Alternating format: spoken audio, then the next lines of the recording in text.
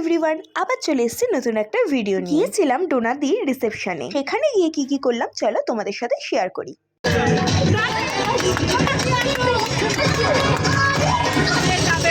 বাসের মধ্যে সবাই মিলে নাচ করতে করতে যাওয়া হচ্ছিল। আমরা বসে আর বাকিরা দাঁড়িয়ে নাচ করতে করতে পৌঁছে গেলাম ভেন্যুতে।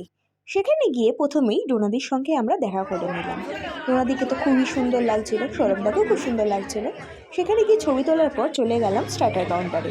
সেখানে গিয়ে কফি, পকোড়া এগুলো খাচ্ছিলাম।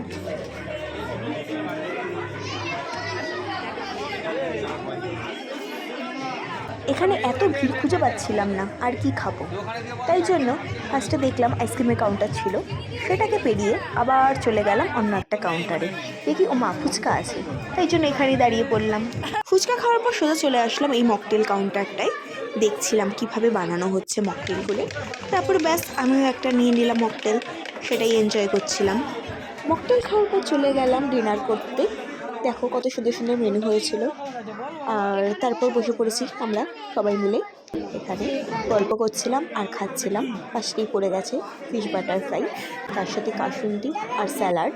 এটা শেষ করতে প্লেটে পড়ে গেল কড়াইশুঁটি, কচুরি আর চানা মশলা।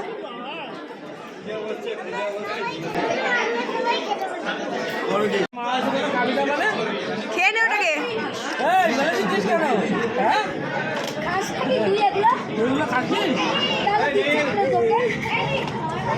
ওর সাথে ইয়ার্কি করা হচ্ছিল সিগারেট দিয়ে, আর ও বলছিল না না মা বাবার সামনে খাবো না।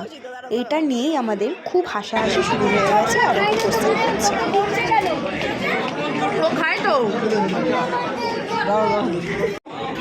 খবর আছে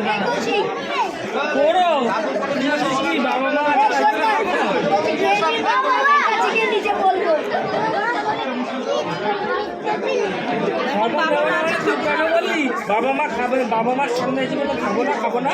হ্যাঁ বাবা মা বকা দেবে, মানে বকা দেবে না, বকা দিলে খাবি। হাসাহাসি করতে করতে আমাদের প্লেটে ভাত, ডাল, মাছ সব পড়ে গেছে, সাথে মাংসও পড়ে গেছে। এত হাসছিলাম যে আমরা খাবো কি, খেতেই ভুলে গেছিলাম ওর কথা শুনে। তারপর ফিরে এসে দেখলাম ডোনাদি নাচ করছে। তারপর ব্যাস আমরা বাড়ির পথে রওনা হলাম।